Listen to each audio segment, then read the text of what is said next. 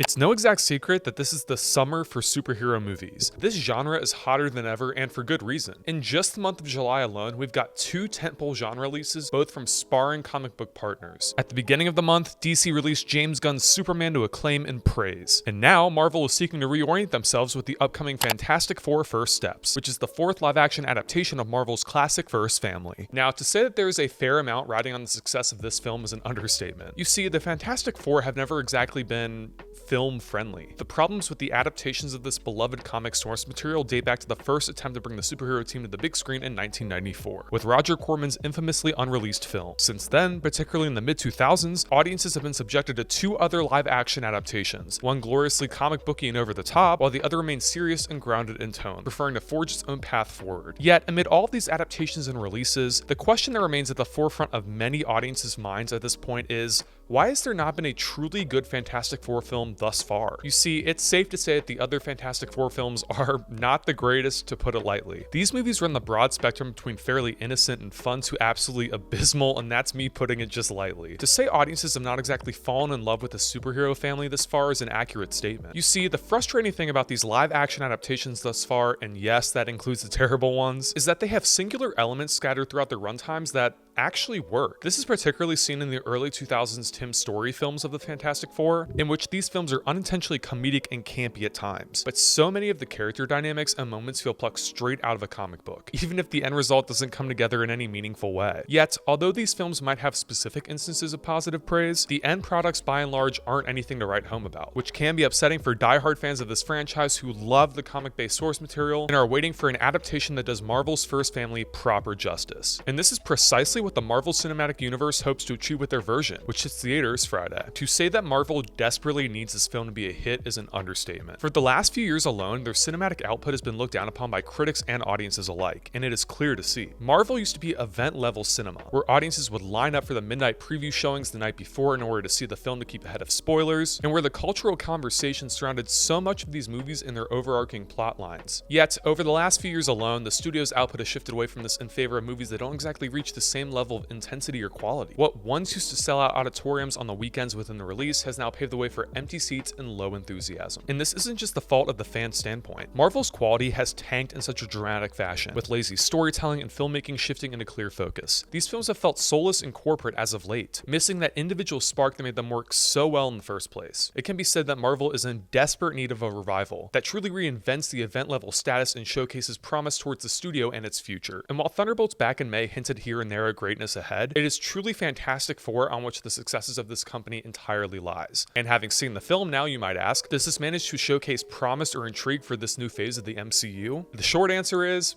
it does.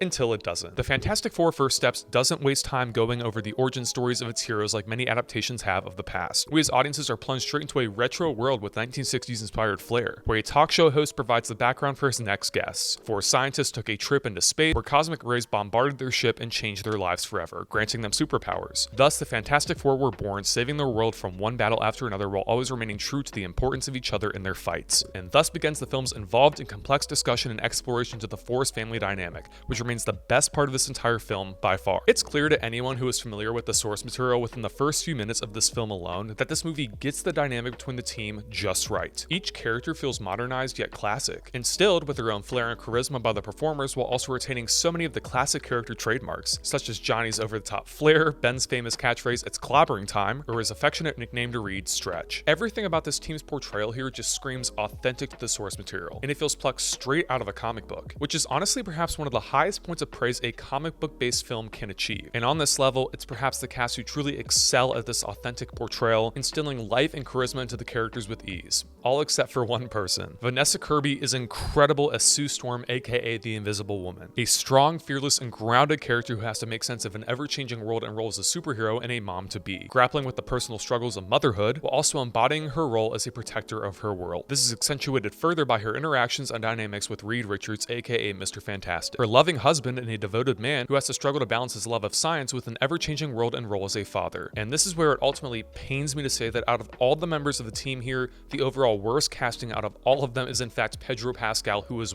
wildly miscast here. Every other team member here disappears into their roles completely, including Ebon Bachrach as Ben Grimm aka The Thing and Joseph Quinn as Johnny Storm aka the Human Torch, who both do excellent work instilling their own charm and flair into their characters. Yet it's ultimately Pascal who sticks out like a sore thumb. And this isn't the fault of Pascal entirely, as he's clearly trying to do his best with what he's given here, yet ultimately it's not a character that entirely fits his acting or dramatic capabilities or sensibilities, which is ultimately unfortunate. I didn't feel like I was watching Reed Richards, I felt like I was watching Pedro Pascal doing a Mr. Fantastic impression, which is a major problem, especially in a film where every other actor disappears into their roles with ease. Yet ultimately, the best portion of the film relies upon Reed and Sue's dynamic and role as new parents, as the arrival of their son coincides with world-altering events that might not be as unrelated as they seem. And this opens up such a complex exploration into the merits of family itself and the strength that people can draw from the connections closest to them, which works incredibly well, especially for a property like the Fantastic Four. As many issues as this film ultimately has, and trust me, it has its fair share, it can be said that this is the first time that Marvel's first family has felt like an actual family. The connections and relationships on display are full of so much life and charm in every moment, and each moment just feels so grounded and heartfelt in execution. And this is perfectly exemplified within the first hour of the film, which is where the movie ultimately shines. The 1960s inspired atmosphere and tone are pitch perfect, with Matt Shakman's filmmaking capabilities on full unflinching display here. The different transitions between scenes, the decor, the dialogue, the plots, it all moves and feels authentic to the source material itself and what the film tries to achieve with it. And when talking about the film's main antagonistic forces, special mention has to go to Galactus and the Silver Surfer, played expertly by Ralph Ineson and Julia Gardner here. The complexity on display between these antagonistic forces is unlike anything we've seen within the Marvel filmography up to this point, and it opens such a wide pathway through which the threat in this film feels like a present and real threat. And Michael Giacchino's whimsical and retro-styled score is also a standout here, adding so much depth and nuance to key points of this and hammering home the incredible tone and atmosphere with ease. Yet ultimately, for everything that Fantastic Four First Steps does extremely well, it does not in fact feel like a massive step in the right direction for Marvel. Granted, it's at least a small attempt at a crawl, but several choices and moments here hold the final product back from actually attaining something substantial and worthwhile. As mentioned, the film's first half is sheer cinematic magic. From the opening scene to the halfway point, really, the film immerses audiences in the vibrant world of the superhero team and their family dynamic with dramatic and intense flourish, including many moments of the film that remain the best parts of this. However, as the centralized plot begins to take over and the film's events grow more grandiose and epic in scope by the minute, the film kind of falters off by the last half. The 20-minute long sequence that takes place in space feels derivative and generic when compared to other films of this caliber, and almost feels like a blatant ripoff of Interstellar or other such space movies in portions. The third act also devolves into what could best be described as chaotic nonsense, as it loses the grounded tone and atmosphere that was built up within the first portion of the film in favor of something more over the top and grandiose, which feels almost like a different film entirely in portions. And instead of actually feeling like it sets up something profound or individual in execution, the film ultimately feels like it exists just to set something up in the future instead of ending in a solid enough standalone regard. Yet ultimately, with all of these problems in mind, the movie does feel like a step in the right direction for Marvel, yet much like the infant the film is named after, this major step forward for Marvel feels more like a baby's in hindsight. You might be asking yourself if Fantastic Four First Steps is worth seeing in theaters this weekend, and the short answer is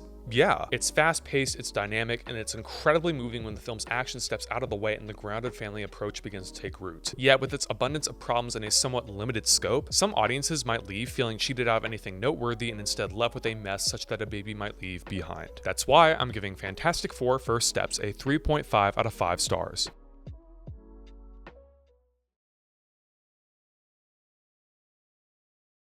Hey guys, thanks so much for watching this review on my channel. If you're new around here and you like the content you see, don't forget to click that subscribe button down below, like the video, and turn on push notifications. Also, leave comment suggestions down below for future video, essay, and review topics. With that being said, until next time, this is Mitchell signing off. Peace out.